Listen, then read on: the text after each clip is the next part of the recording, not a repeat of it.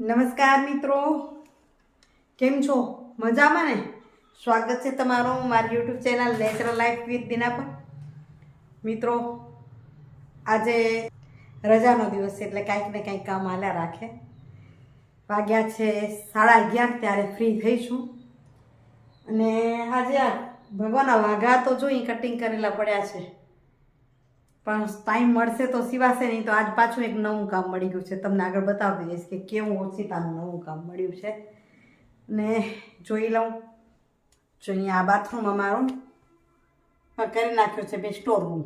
કાંઈ કે બાથરૂમ વાપરવાવાળા અમે 2 જણા છીએ, નીચે જ ઉપર આવતા જ નથી.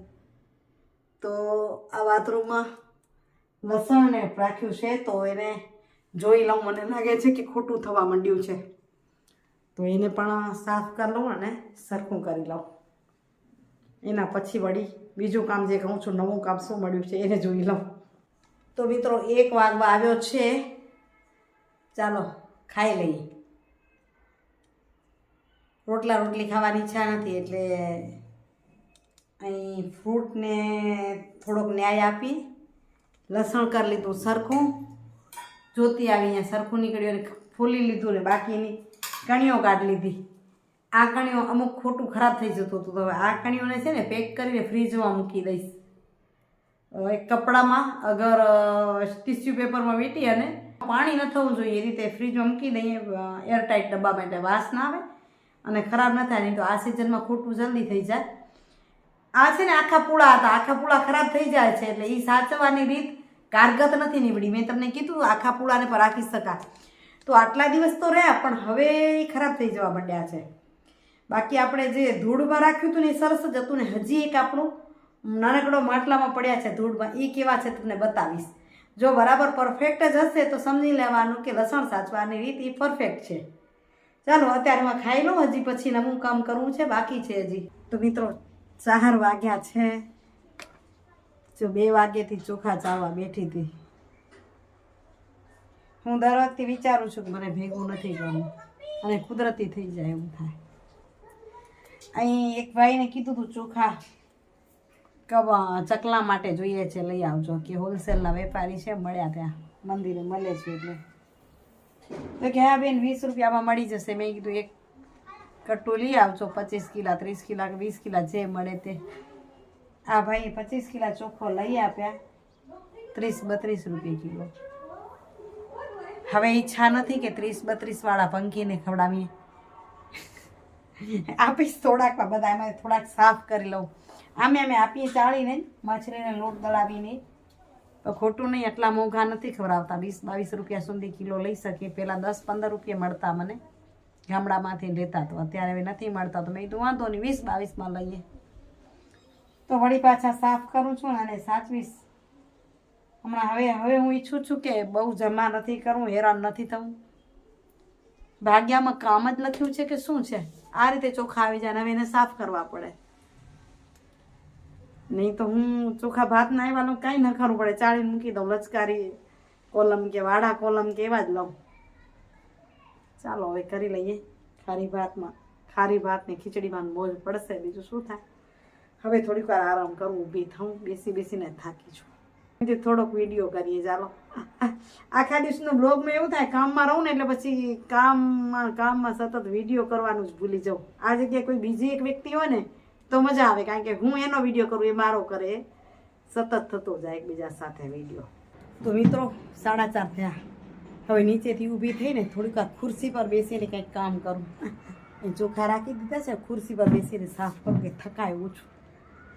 આઈડિયા લગાવ્યો છે આમ. નીચે બેસીને પછી કમર કે છે કે ઓહો હો, એટલે આમ 2 ખુરશી સામે મૂકી અને કરું સાફ. પછી પેલા લઈ લઉં સુવિચાર. આજના સુવિચારની વાત છે તો એમ કરી રહી છું. એક સુંદર વાક્ય વાંચ્યું હતું કે જિંદગી આખી ગમે તે રીતે જીવો તમે. ઘણા લોકો દુઃખમાં પણ હોય, કઈ રીતે જીવો છો એ તમને જ, તમારી જિંદગીની તમને ખબર હોય છે. કોઈ તમને પૂછતું નથી કે કઈ રીતે જિંદગી જીવી રહ્યા છો, કેમ જીવો છો તમે, સુખમાં દુઃખમાં, કેવી પરિસ્થિતિમાં કેમ જીવો છો, એટલું કોઈ નહીં પૂછે. પણ જ્યારે તમારો અંત સમય આવી જશે, મૃત્યુ આવી જશે, એટલે લોકો આવીને બધાને પૂછશે કેમ મર્યા. જીવ્યા ત્યારે કોઈએ પૂછ્યું નહીં તમે કેમ જીવ્યા, પણ જ્યારે મૃત્યુ આવ્યું ત્યારે પૂછે છે બધા કે એ કેમ મર્યા. એટલે એના પર એક વાક્ય છે, એક સુવિચાર છે એવો કે કોઈ પણ વ્યક્તિના આંખમાં આંસુ ત્યારે આવે, કોઈ પણ વ્યક્તિની આંખમાં આંસુ ત્યારે આવે કે જે કહી રહ્યો છે, જે સાચી વાત રજૂ કરી રહ્યો છે, એને સમજવાવાળું કોઈ ન મળે. પોતે સાચો હોય અને રજૂઆત હોય, એ રજૂઆત તેને સમજાય ને એની વાતને ધ્યાને ન લેવાય, કારણ કે એને સમજવાવાળો વર્ગ ના મળે કે એ સાચો છે. ત્યારે આંખમાં આંસુ આવી જાય કે મારો મતલબ શું છે, હું સાચો હું કે ખોટો હું, અહીં સમજવાવાળા વ્યક્તિ નથી. તો આપણે એક માનવ તરીકે એવો પ્રયાસ કરીએ કે કોઈકને સમજીએ, સાચા છે કે ખોટા છે એ પછી પડીએ, પણ સમજવાની કોશિશ તો ચોક્કસ કરીએ. તો હવે હું કરી લઉં, ચોખા સાફ કરવા બેસી જાઉં. તો મિત્રો 6 વાગવા આવ્યા છે, ઉપરથી આવી નીચી. અને જો સવારે મેથી ધોઈ રાખી હતી, સાફ તો મંજુલાબાએ કરી આપી હતી, તો આજે ધોઈ રાખી છે, તો એને ધોઈને કોરી થઈ ગઈ છે. હવે એને નાખી દઈએ આ થેલીમાં અને મૂકી દઉં ફ્રીજમાં. તમે કઈ રીતે સુકાવો છો? નહીં તો મેં પહેલાં એક એવી પણ ટિપ્સ આપી હતી કે પોટલીમાં બાંધી અને મશીનમાં સ્પિન કરીને છાંયે સુકાવી શકાય, એ રીતે પણ થાય. આજે મેં પછી સ્પિન ન કરી એટલી જતી, એટલે અહીં ટુવાલ પર સૂકવી દીધી હતી, એટલે કોરી થઈ ગઈ છે. એને આ ટાઈપની કોઈ થેલી આવે છે, એમાં નાખી અને ફ્રીજમાં મૂકી દઈશું. ફ્રીજની ઠંડી હવામાં મસ્ત સુકાઈ જશે અને લીલો લીલો કલર જ રહેશે. તો ઘણા લોકો આમ સુકાવે પણ છે.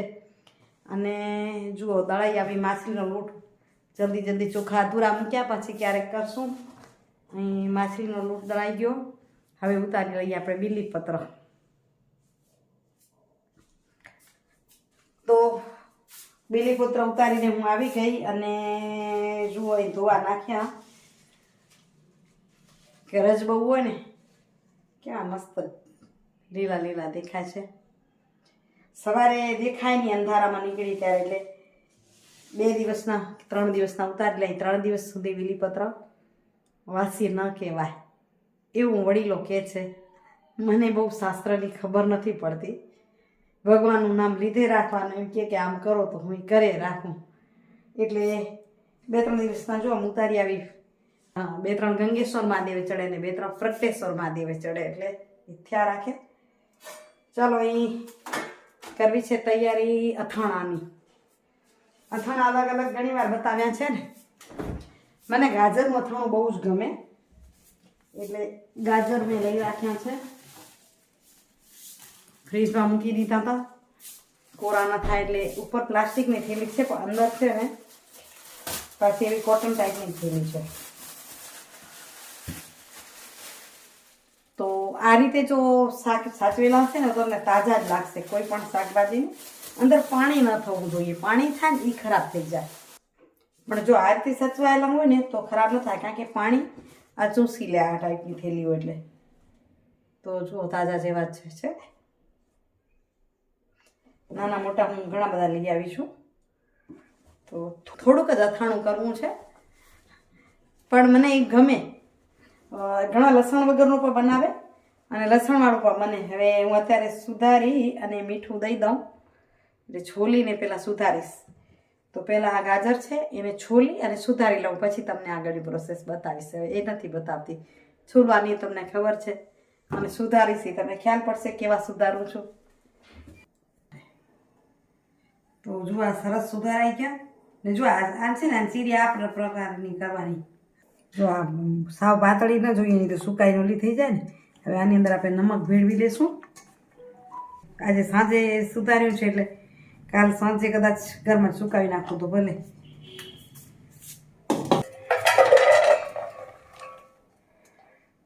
નમક નાખી દઈએ ને મિક્સ કરી નાખી. થોડુંક નમક તેજ જોઈએ એટલા માટે કે બગડે નહીં. અથાણું હોય ને આપણે રાખવું જોઈએ, એટલે બધા મળી જાય એ રીતે આપણે મિક્સ કરી લઈશું.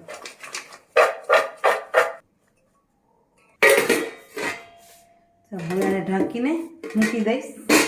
અને હવે આ બાજુ બનાવું હું બાજરાના રોટલા. કાઢી લઈએ આ બાજુ રોટલા. નહીં, આની અંદર પાણીમાં નાખી દઉં નમક અને એમ 3 રોટલાનો લોટ બાંધી નાખીશ ઘઉંના રોટલાની જેમ જ. અને ગરમ ગરમ ઉતારી લઈ રોટલા. રોટલા તૈયાર થઈ ગયા અને ખાઈ લઈએ. અહીં બનાવવાની છું લસણનું શાક. લસણના શાકની રેસીપી તો તમને આગળ આપી છે એટલે ફરી કદાચ નહીં અપાય. તો એ વખતે કહેવાનું રહી ગયું તો તમને કહી દઉં કે લસણ છે ને એ શરીર માટે ઘણું સારું છે. અને શિયાળાનું અને ઠંડા પ્રદેશમાં રહેતા હો ત્યાં તો ખાસ કરીને જેમનું લોહી જાડું થઈ જાય છે, કોલેસ્ટ્રોલ વધે છે, એમની માટે લસણ ખાવું એટલું જરૂરી છે. હા, આપણે ઘણી વખત ધર્મને લઈને ખાતા ન હોઈએ તો ઘણીવાર શું હોય કે દવાઓમાં આપણી પાસે આવી જતું હોય તો દવા સ્વરૂપે પણ ક્યારેક ખાવું જોઈએ. આમ ન ખાતા હોય તો નોર્મલ નહીં ખાવાનું, પણ આપણે કાંઈ બીમારી થઈ, કોલેસ્ટ્રોલ વધી ગયું અને એને લોહી પાતળું કરવું છે ને એવી બધી જ્યારે અસર લાગે ત્યારે લસણ ખાવું જોઈએ.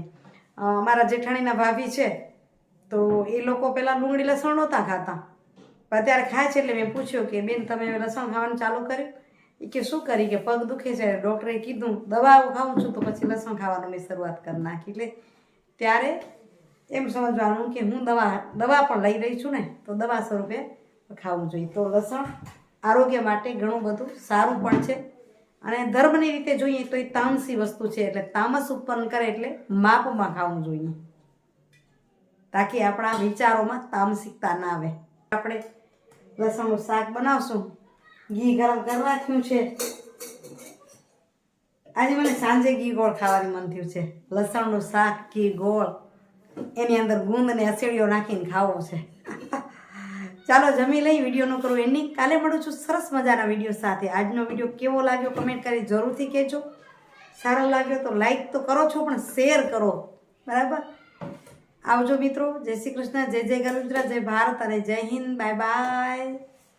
હરિઓમ.